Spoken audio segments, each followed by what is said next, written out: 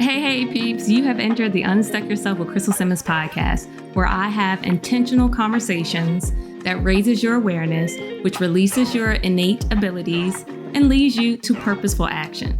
You know there's more to life and you're worthy of it, and yet you feel stuck. This is your sign. Unstuck Yourself with me, Crystal Simmons, certified coach, corporate facilitator, and dope human being. I'll be here every week. Will you? We say no, no, no, no, no.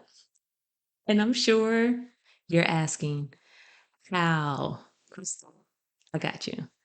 First, let's determine how often you actually say no, and also the perks of saying no, and putting that no into action. Let's know. Anyways, what does no mean to you? And think about acknowledge the feelings that come along with that. That's what we'll be talking about today. Please hold. Let's get into the unstuck AF moment, affirmations that are real AF, raw AF, and necessary AF to move you out of feeling stuck, frustrated, lost, or defeated. My words are my command. So last week's episode of Truth Hurts, our double CPs were number 1, understanding the difference between what the true and the truth is. Number 2, how dialectic thinking is a superpower. And number 3, what it looks like to invoke that superpower that we all have. If you haven't listened, head over just 2 clicks away and listen, because 2 of the dopest parts from that episode was comparing the 2 words, true and truth, and our Here's a Story segment regarding an exciting and disappointing job offer and how you will respond with recognizing what was true and the truth to invoke our innate ability to think dialectically. And this is all I'm going to share because I don't want to spoil it. It's an experience and a half. So go ahead and go over to that to listen to that. Now, you know what time it is. It's Crystal Town Update Date. Not sure if y'all are aware that I used to actually play basketball from elementary to high school. And I can openly and confidently say that I was decent compared to the ballers. And I was really good compared to those that didn't play so well. But those comparisons, they're not important.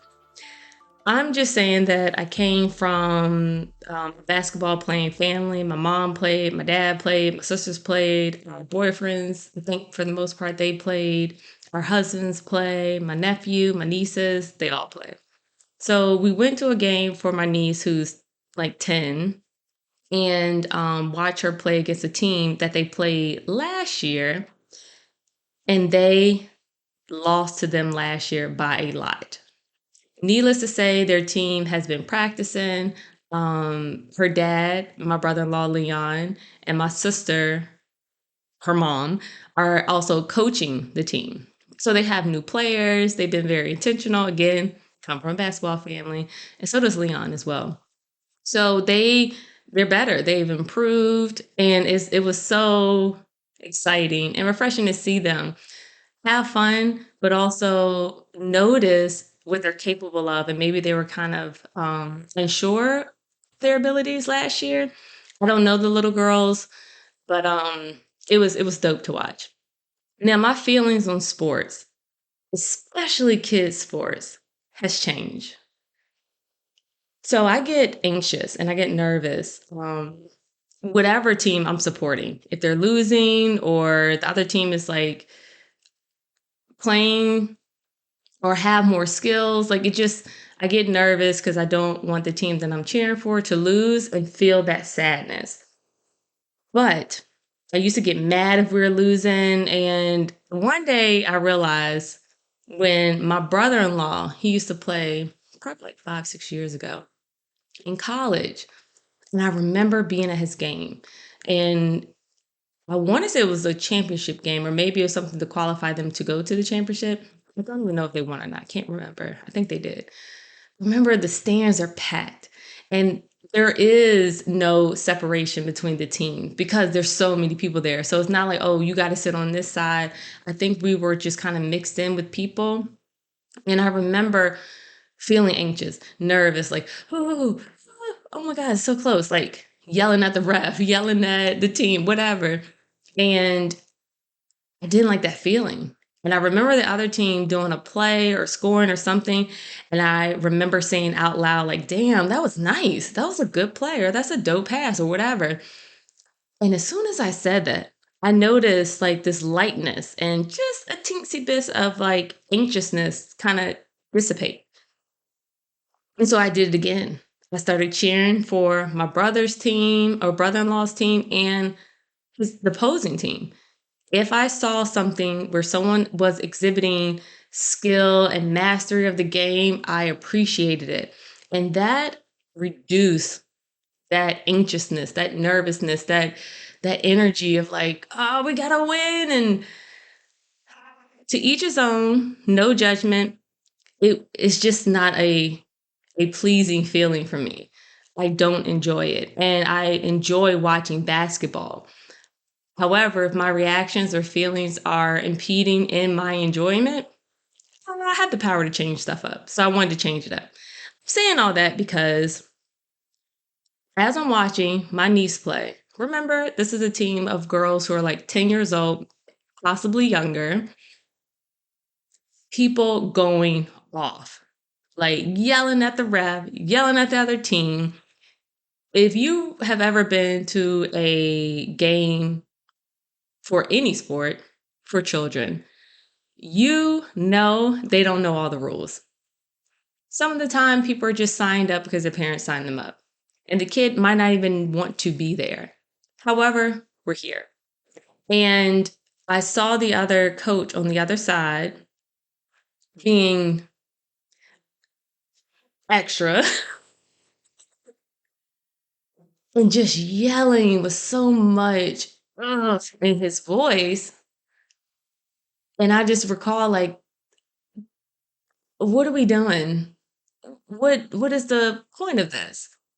And so I went back to how I now watch sports and started cheering for the other girls. So if the other team made a basket or had a dope pass, like at that age, you have to understand like basketball seems simple. If you have not played organized basketball, understand the plays. How do you defend? Get a rebound, box, all of these terms. It's a new language.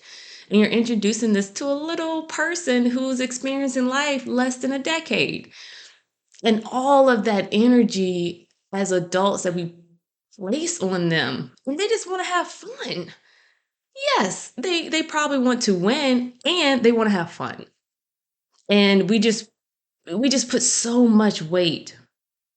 And I don't know if it's conscious or not. So I haven't been to her game in a minute. So when I went and I started getting nervous, like, oh, I hope they do good. I hope they make the baskets. Oh, and you can see the girls get disappointed if they miss. I didn't want the other parents or the other girls on the team to feel like they're the enemy and they just want to have fun. Hmm. Needless to say, my niece, she won. And I enjoyed cheering the kiddos on. And I really, really do hope that they had fun. And hopefully, if you know someone or if you frequent games of any type of sports for your kids, your niece, your nephew, just ask yourself, who is this for? This energy that I'm projecting of not being supportive and creating this enemy or this aura of anger and mad, and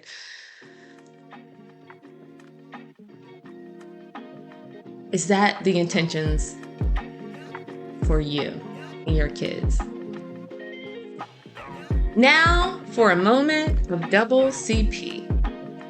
Like I mentioned earlier at the top of today's episode, we are talking about putting no into action with our 3 segments. How often do you say no? What are the perks of saying no? And putting that no into action.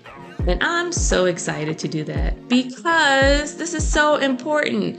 you might hear people say, stop saying yes to everything or say no more often. And like most things, it's easier said than done. So before we jump into, I do want to give props to where this interest of bringing this topic up came from. And it's from the Minimalist podcast. And they talked about managing the guilt of saying no. And I felt all of that through my body. Like as soon as I heard, I was like, yes, I can see someone and I am someone saying no and then thinking, oh, what would people think? Will they be mad at me? Will they not ask me again? Did I hurt their feelings? Do they think I'm a bad friend? Do they think I'm a shitty sister? Completely normal. And I found that episode helpful as to me being more conscious of saying no, also not doing it to check a box, like said no. Like I want to be intentional with my no and think about the bigger picture, the perspective from other people who are receiving the no. What are my intentions? Is it just to say no, or is it to keep this relationship going and just being honest with my no? So I'm excited to get into that. Again, what is that? Like I said, I want to think about how I am sharing my no, where it's not all or none, it's not right or wrong, of creating this narrative in my head of reasons why I can't say no. Like, oh, I have to make this person the enemy. Like, I have to say they're being unreasonable in order for me to say no, like justifying my no when it is just a no. Okay? So, when you heard this episode or the beginning of it, let's kind of pinpoint, or you can actually process how often you actually say no. Now, for some of you, it may be easier to recognize your yeses first. Like, how often do I say yes? Any and everybody can ask me a question and I say yes. Someone can ask me to do a favor. There's no hesitation. I immediately say yes. Sure. Sounds fun. Of course. I'll be there. Yep. Count me in, homie. Nothing wrong with any of these responses at all. Okay? I want to be very clear with that. This is for the ones who seem to be losing track of their time, who seem to miss deadlines, who are working late constantly, and they don't know why they're working late. They're like, I'm always here late. No one else is here with me. For the people who's not spending much time with their family, their friends as they want to, or traveling. They're not traveling as much. And they can't seem to realistically do any of these things because they just don't have the time. This episode's for you. Okay. So let's see where that time has gone. So back to my original question. How often do you say no? And I know right now there's some people talking back to me saying, I say no all the time. No is my favorite answer. No is my middle name. And to that, I do suggest you continue to listen for the next double CPs to totally explore how powerful no is, but with some accessories. Okay. So to my yes peeps, how are you feeling right now? I'm not singling you out. I peak your promise. Cross my heart. That's it. Did you notice any changes or shifts in your body when I asked how often you said no? Did you feel any type of guilt or shame or like I should? Remember, shooting on yourself is shit. It's a tongue twister because you don't have to do it. No shooting. When I asked how often do you say no, did you have a thought of, did you have multiple thoughts? Did you allow your beautiful brain to create this abstract story of if I do say no, blah, blah, blah will happen? Again, completely normal. It's cool. That's just your brain braining. and why I speak so highly about meditation, especially in our episode 57, titled Why Not Meditate? But anyways, go back to it if you haven't listened to it. There's so much importance of and value from meditation. You saying yes doesn't make you less dope. If anything, it highlights who you are, it highlights your values, it highlights what you want out of life. And whether that is connection or service of others or collaboration on creating something with a friend or focusing on being more social or active and having fun. Again, gotta have fun. There are so many values we operate from, but we may not be aware of them. And our values change as we change, of course. As we get older, our life changes. Maybe you are a first time parent and your family values have jumped to the top of your list, and you are able to say no to things that impede and you picking up your child from daycare. So yeah, you say no with a quickness. Celebrate that. Toot toot, whoop whoop. But what happens when you're asked a favor or invited somewhere and your schedule is busted wide open? You are free, free, free. And you unconsciously say yes. And then as the event approaches, you're feeling resentful of that immediate yes. You wish you would have said no because you really have this free day off. And this has happened over and over and over again. And so now you're here. You're right on time. You do know that, right? Let's understand the power of saying no with accessories, I like to call it. Okay. So you're ready to say no to the things that are no longer in alignment with your values. For example, you're tired of eating at shitty ass restaurants with your friends. They love it. You no longer want to work out at the gym where you and your spouse have been going for some time now. You no longer want to take on more work at work because you recognize the person who takes on the most and says yes to everything without a blink of an eye tends to get the short end of the stick of being considered for a raise or promotion. You ready to say no. Okay? You ready. Now, before you begin slanging no's all willy-nilly, let's discuss the perks of a no and a smile. Or it can be a no and. These are our accessories to the no. Where all of those examples I just offered. The shitty restaurant. Hey, let's go to this spot. No. What if we tried this spot? Going to the gym. Hey, babe. Love going to the gym. And no. I'm going to try out Pilates. I'm going to do pole dancing. It'd be really dope.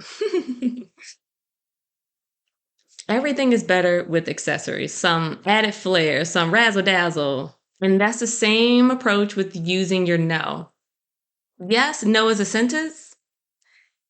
And some people like extra words in their sentence. It just is what it is.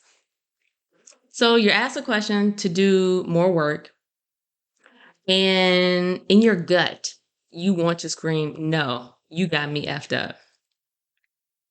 Don't give them that. Try this. Ah, thanks for thinking of me. No. With a smile. Ding.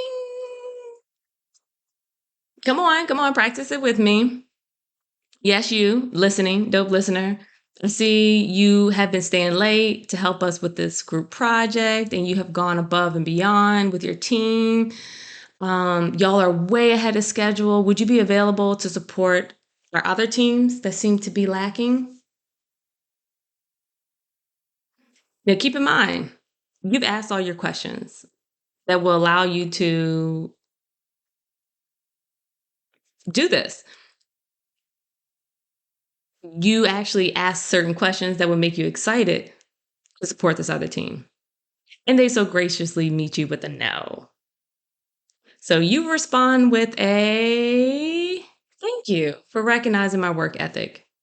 And no. Add your smile and then tilt your head to the side slightly just so you show your little sincerity and like give them a slow nod like, I appreciate that. Do not apologize for your no. Did you hear me? Do not apologize. Don't do it. Don't honor yourself by living in your values and then turn around and drag yourself through the mud at the same time. No, no, no, no, no. Though people know what that comes from. So if you're torn between a yes and a no, there could be a maybe. There could be, let me check my schedule. It could be, let me get back to you in a couple of days, a couple hours. You can throw it back to them. Hey, when do you need an answer or a response? Express your feelings and your intentions. That sounds like an amazing opportunity. And I've already taken on so much work at home, or I've already taken on extra activities, or I really want to take this time to rejuvenate, to rest, to chill, to drink, smoke, whatever, depending on who you're talking to. You will figure out the response that best suits you to honor your values and create that time for you, your family, your friends, your peace. It all starts with you. And that is how you put that no into action. Practicing. Start small. Let's start with the pause. Question is asked, you're allowed to pause. And even if you need more time, say, I need more time.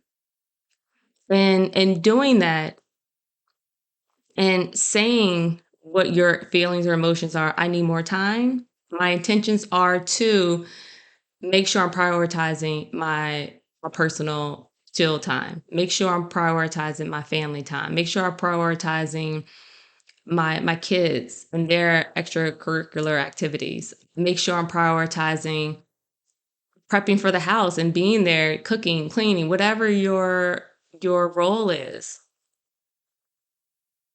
Express your feelings and your intentions. Take what resonated with you and release what didn't in our moment of double CP of how often do you say no? The perks of saying no and putting that no into action. So in closing, large victories begin as small achievements. Honor each one. That's by Tamara Levitt. And remember, stuck moments appear when awareness is feared. Instead, unstuck yourself here. Fly free, peeps. See you next week.